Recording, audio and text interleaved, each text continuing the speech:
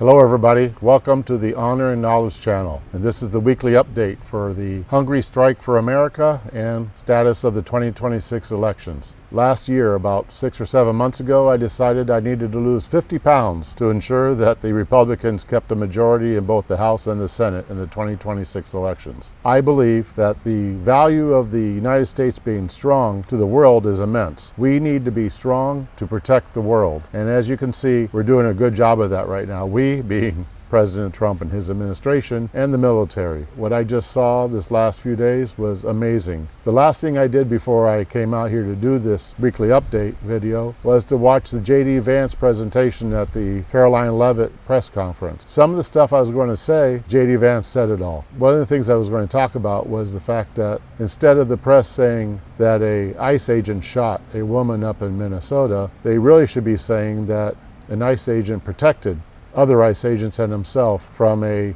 potential manslaughter by a protester. I'll take some questions, but I want to make just one final observation here. When I was actually walking out here, somebody sent me a photo of a CNN headline about what happened in Minneapolis. And this is the headline, I'm just going to read it. Outrage after ICE officer kills U.S. citizen in Minneapolis. Well, that's one way to put it, and that is the way that many people in the corporate media have put this attack over the last 24 hours. And I say attack very, very intentionally, because this was an attack on federal law enforcement. This was an attack on law and order. This was an attack on the American people. The way that the media, by and large, has reported this story has been an absolute disgrace, and it puts our law enforcement officers at risk every single day. What that headline leaves out is the fact that that very ICE officer nearly had his life ended, dragged by a car 6 months ago, 33 stitches in his leg. So you think maybe he's a little bit sensitive about somebody ramming him with an automobile? What that headline leaves out is that that woman was there to interfere with a legitimate law enforcement operation in the United States of America. What that headline leaves out is that that woman is part of a broader left-wing network to attack, to dox, to assault, and to make it impossible for our ICE officers to do their job. If the media wants to tell the truth, they ought to tell the truth that a group of left-wing radicals have been working tirelessly, sometimes using domestic terror techniques to try to make it impossible for the President of the United States to do what the American people elected him to do, which is enforce our immigration laws. The President stands with ICE. I stand with ICE. We stand with all of our law enforcement officers. And part of that is recognizing that you people in the media, not everybody in this room, but many people in this room have been lying about this attack. Everybody who's been repeating the lie that this is some innocent woman who was out for a drive in Minneapolis when a law enforcement officer shot at her, you should be ashamed of yourselves. Terrible that a person died. Sad that a person has to recover from doing the shooting. So, moving on. Earlier this week, I think yesterday, a lot of stuff has been happening. We had Make America Healthy Again and Make America Great Again at the same time. The 2025 to the 2030 food pyramid. Every 5 years, this was new information to me, the U.S. government is supposed to put out new guidelines with regard to food. The importance of those is that it gets used by the school system and SNAP program and that type of thing in order to provide some controls over what is given to our children, or in my case, grandchildren in school. Today, the federal government issued new guidelines for diet and nutrition, but not all nutritionists are on board with everything that's being suggested. CBS 8's Richard Allen is here more with on the updated recommendations and why they're so important. Richard? Well, that's right. And these are updated every 5 years, guys. Now, these new dietary guidelines will affect what 45 million kids nationwide are served for their school lunches, and will also impact the kinds of foods available through federal nutrition programs for families like SNAP and WIC. My message is clear: eat real food. This new food pyramid, an upside-down version of the traditional one, warns against added sugar and processed foods, emphasizing whole foods instead, like fruits and vegetables in their original forms. These guidelines replace corporate-driven assumptions with common-sense goals and gold standard scientific integrity. These new guidelines will revolutionize our nation's food culture and make America healthy again. And while whole grains are now at the bottom of the chart, it also includes more protein, such as red meat, full-fat dairy like whole milk, cheese, and butter, and fats, including beef tallow. Protein and healthy fats are essential and were wrongly discouraged in prior dietary guidelines. We are ending the war on saturated fats. But will these new guidelines actually help make Americans healthier?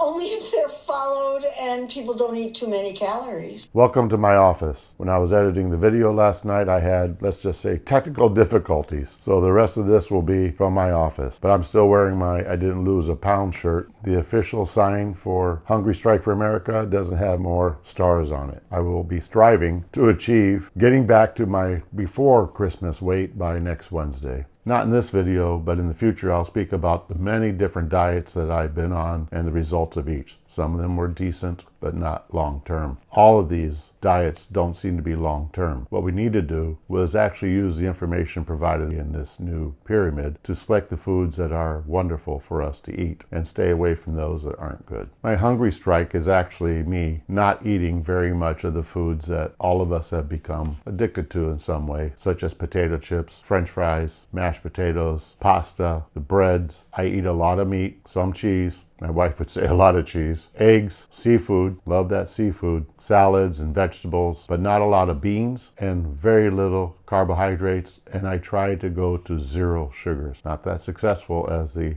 Christmas period showed with my weight gain, which means if you don't have sugars, then you don't have a lot of alcohol. So what does the Minneapolis ICE operations and the death of the anti-ICE lady have with the 2026 elections? Well, as we all would know, it probably is a lot. It's indicative of the problem with the media saying bad things about law enforcement, bad things about ICE, bad things about the whole need to get rid of illegal aliens. So that's going to be probably one of the big things getting ready for the 2026 elections. But having said that, with regard to the Hungry Strike for America and the deportations and the 2026 elections, I lost sight of the goal with regards to continuing to lose weight in support of the mythical reason for helping the Republicans maintain control of Congress. All these activities that are going on throughout the world and the things going on in our country, such as the pushback against illegal alien deportations, is also causing, I believe, the Republicans to possibly lose sight of the goal of the 2026 elections. So what this means is my experience from the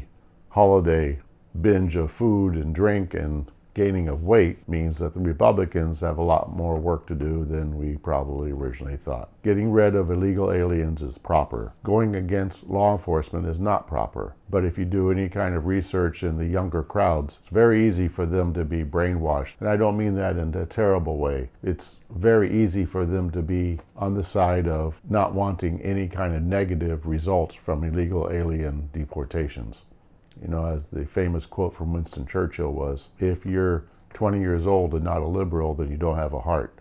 If you're 40 years old and not a conservative, then you don't have a brain. It's understandable how younger people who vote have a problem with some of this stuff, just like I have a problem with it too. But I believe it's because of the Democrats and the media, and also because Biden let them all in, more so than anything about the illegal alien deportation program being wrong. It's the correct thing to do. But we have work and communications. Thank you for watching this shortened video because of my technical difficulties. Thank you for your time. God bless you.